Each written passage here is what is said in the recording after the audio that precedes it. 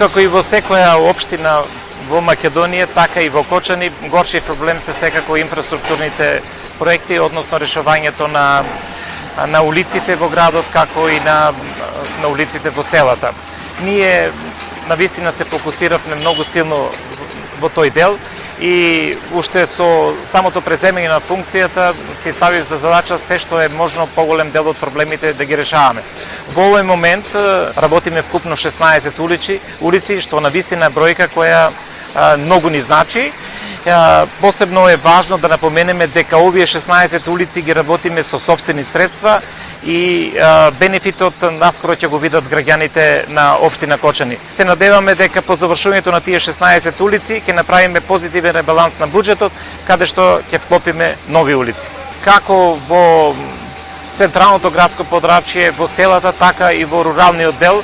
рамноправно работиме секаде по некоја улица и со помош на Бирото за рамноправен регионален развој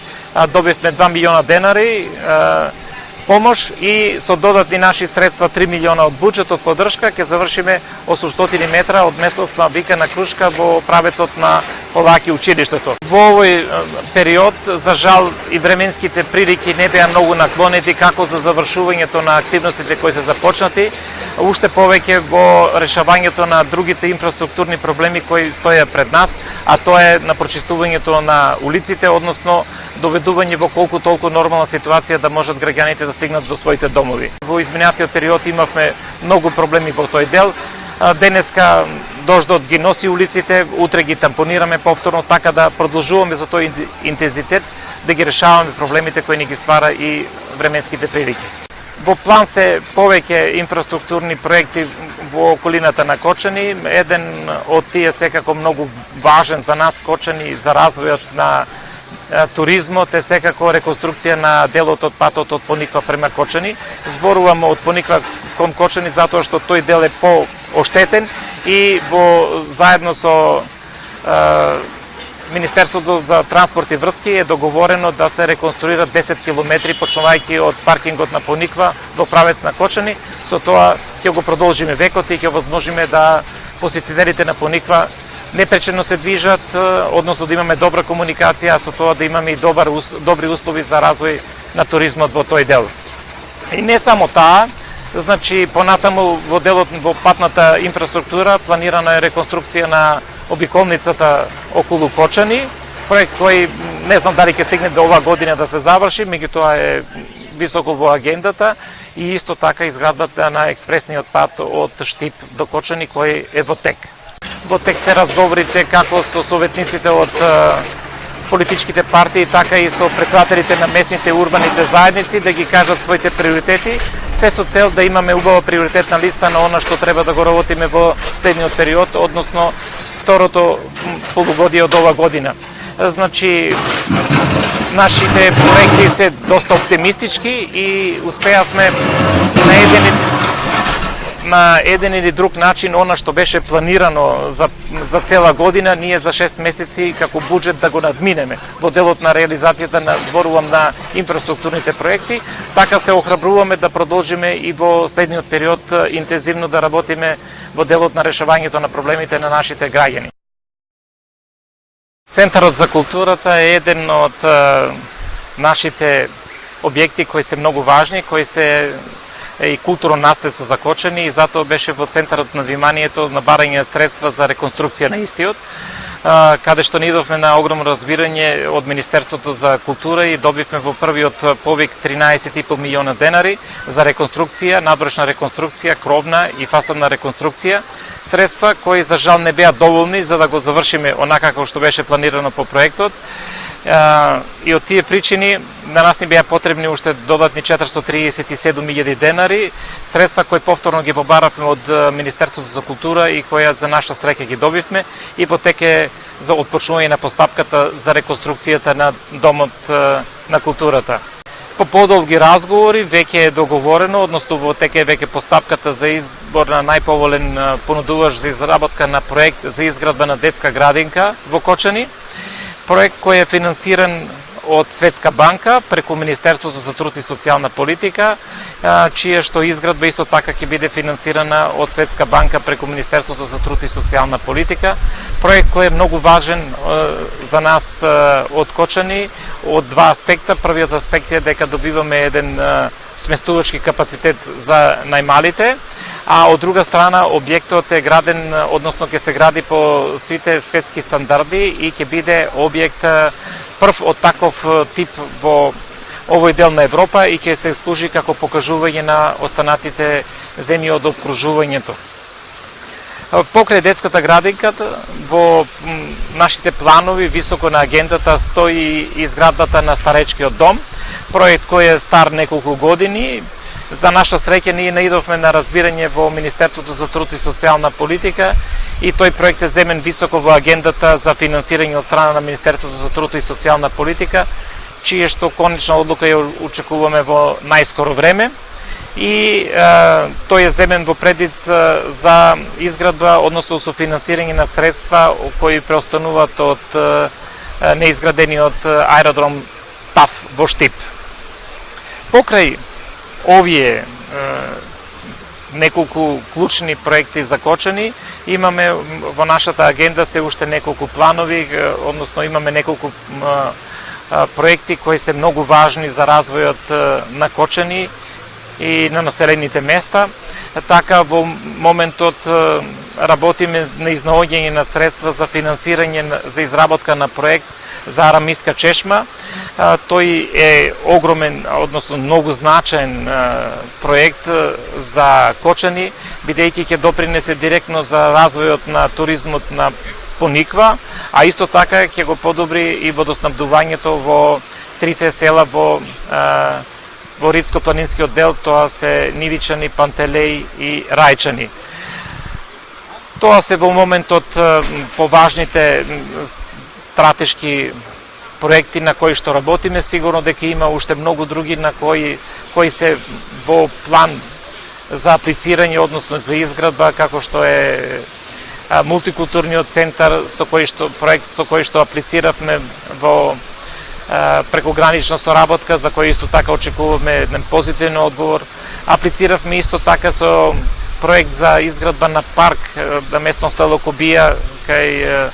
споменикот на Слободата. Исто така аплициравме преку Светска банка за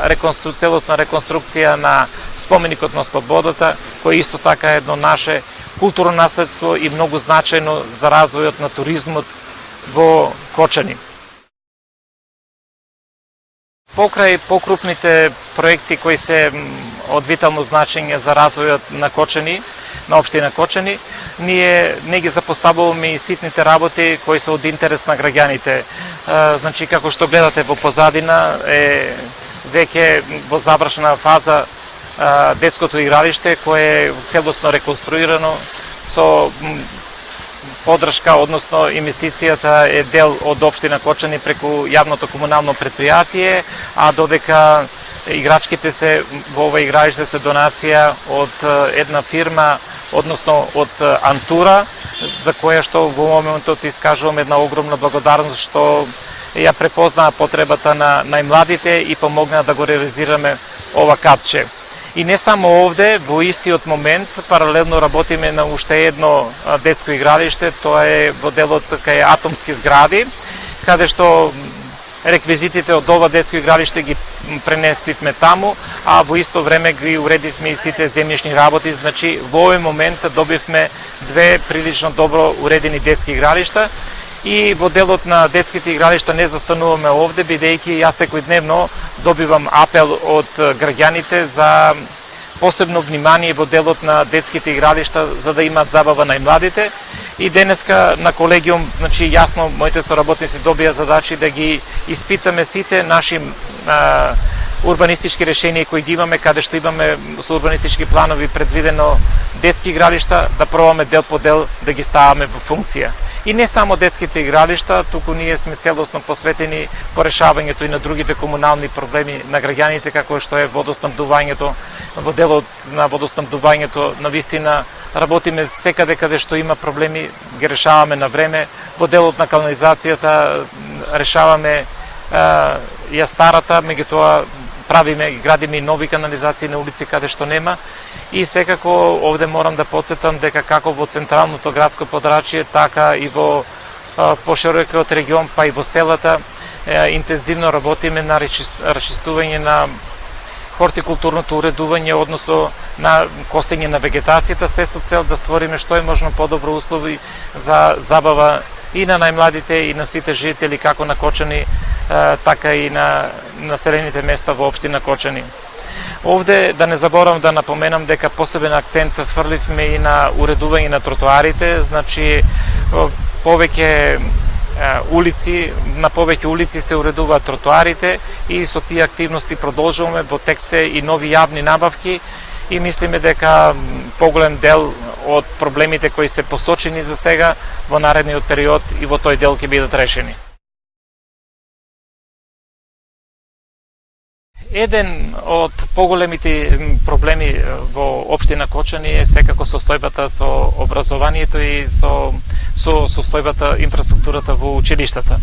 Тоа е еден проблем кој веројатно се провлекува со години и дека на тој проблем тешко му се изнаоѓа решение, бидејќи навистина е покомплексен и за